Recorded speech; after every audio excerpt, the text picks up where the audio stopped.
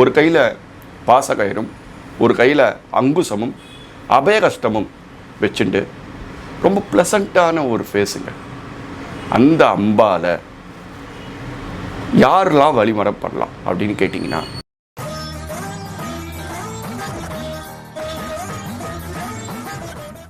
பதினாறு பெற்று பெருவாழ்வு வாழ்கன்னு சொல்லுவாங்க. புவனேஸ்வரி கிட்ட கிடைக்காத ஒரு விஷயமே கிடையாது. பிளசண்டா எந்த ஒரு விஷயமா இருந்தாலும் இந்த அம்பால வேண்டிட்டு மாசத்துல பௌர்ணமியில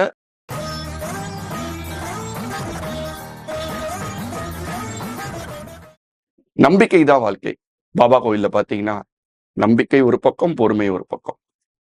அது என்ன அப்படின்னு கேட்டீங்கன்னா, ஃபர்ஸ்ட் கான்ஃபிடன்ஸ் இருக்கணும், நம்மளுக்கு இது நடக்கும் அப்படிங்கிற நம்பிக்கை.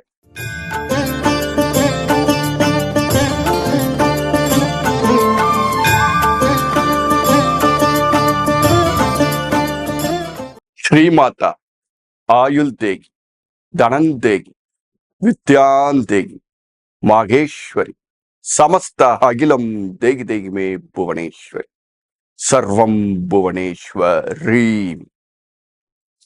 சித்த யுகத்துல சேனல்ல நான் பேசி ரொம்ப நாள் ஆச்சு. இப்போ இந்த ஸ்லோகத்தை நான் சொன்னேன் இல்லையா, இது நிறைய மக்கள் விரும்பி கேட்குறாங்க. ஏன்னா புவனேஸ்வரிங்கிறது காஸ்மிக் எனர்ஜி, யூனிவர்சல். இல்ல நம்மளுக்கு என்ன வேணுமோ அதை ஈர்த்து கொடுக்கக்கூடிய ஒரு மிகப்பெரிய சக்தி வாய்ந்த கடவுள் அம்பாள். இதை நான் ஏற்கனவே ஒரு வீடியோல பேசியிருக்கேன். பட் ஆனா இந்த மந்திரத்துல மட்டும் ஒரு ஈர்ப்பு இருக்கு அப்படின்னு மக்களுக்கு இடையில இருக்கு. அதனால இந்த மந்திரத்தை பத்தி சொல்லிட்டு மக்களாகிய நீங்க இதை எப்படி பிரயோகப்படுத்தணும், எந்த நாள்ல சொல்லலாம், எந்த நேரத்துல சொல்லலாம், இந்த அம்பாள் யாரு அப்படிங்கிறத பார்த்துருவோம். புவனேஸ்வரி அப்படிங்கிறது தசமகா வித்யால ஒரு வித்யா. அவ ஒரு பிளசண்டான ஒரு அம்பாள்னு சொல்லலாம். ஒரு கையில பாசகயிறும் ஒரு கையில அங்குசமும் அபயகஷ்டமும் வச்சுட்டு ரொம்ப பிளசண்டான ஒரு ஃபேஸுங்க. அந்த அம்பால யாரெல்லாம் வழிமரப்படலாம் அப்படின்னு கேட்டீங்கன்னா, எல்லாருமே படலாம். ஸ்ரீவித்யா உபாசகம் எடுத்தவங்க தான் படணும்னு அவசியம் இல்லை. சரி, இந்த மந்திரத்தை பார்க்கறதுக்கு முன்னாடி புவனேஸ்வரி நம்மளோட இதுல யார் கொண்டு வந்தது, யாரு தெரிய வச்சது அப்படின்னு பாத்தீங்கன்னா, புதுக்கோட்டை புவனேஸ்வரி அப்படின்னு சொல்லக்கூடிய ஒரு மிகப்பெரிய நல்ல ஒரு கோயில் ஒண்ணு இருக்குங்க. அந்த கோயில்ல சாந்தானந்த சுவாமி அப்படிங்கிற சுவாமிகள் மூலியமா சண்டி ஓமம் இதெல்லாம் ஒரு விமர்சனமா பண்ண ஒரு ரிஷி யோகி ஒருத்தர் இருந்துட்டு இருக்கார் மறைமுகமா, அப்படிதான் சொல்லணும். அவரோட அனுகிரகத்தால புவனேஸ்வரி அம்பால நம்ம எல்லாருக்கும் தெரிய வந்தது, சண்டி ஓமமும் பிரசித்தி பட்டது. சோ இப்ப இந்த மந்திரத்தை பத்தின ஒரு விஷயத்த நான் உங்களுக்கு சொல்லி அதை எப்படி பிரயோகப்படுத்துறோம் மாசம் வாரம் அப்படிங்கிறத சொல்லிடுறேன். ஸ்ரீமாதா, ஸ்ரீமாதானா எல்லாருக்கும் தெரியும். லலிதா சகஸ்ரநாமத்துல ஸ்ரீமாதா ஸ்ரீ மகாராக்னின்னு தான் ஆரம்பிக்கும். ஸ்ரீமாதானா அம்பாள் இல்லையா, அம்மாவை விட வேற என்ன இருக்கு. சோ ஸ்ரீமாதா அப்படிங்கிறது எல்லாருக்கும் தெரிஞ்ச ஒரு விஷயம். அம்மா ஸ்ரீமாதா ஆயுள் தேகி, ஆயுள குடுமா. ஸ்ரீமாதா ஆயுள் தேகி தனந்தேகி, தனத்த குடுமா.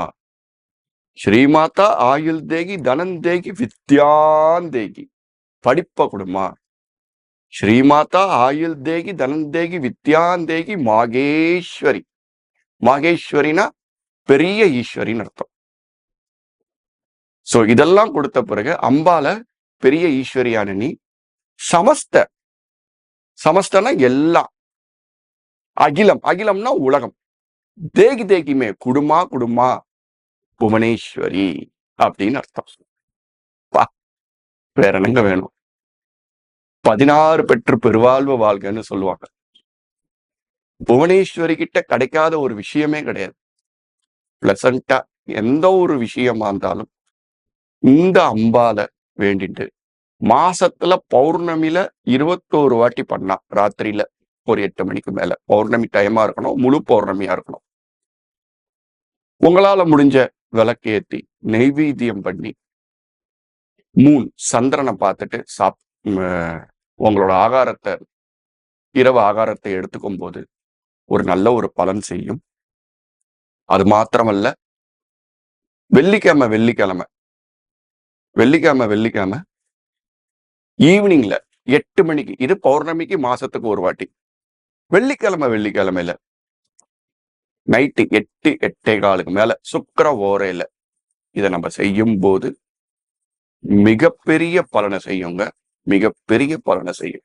என்ன செய்யும் அப்படின்னு கேட்டா, இதுல வரக்கூடிய ஆயிலையும் கொடுத்து, தனத்தையும் கொடுத்து, வித்தியத்தையும் கொடுத்து. வித்தியம்னா எல்லாரும் நம்ம நினைக்கிற மாதிரி படிப்பு மட்டும் வித்தியம் இல்லை.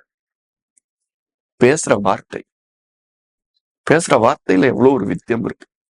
ஒரு நளினம் நம்ம தான் அப்படிங்கிற ஒரு அகங்காரம் இருந்தோம்னா யாருக்கு எதுவுமே நிலைச்சு நிக்காது, நீடிச்சு நிக்காது.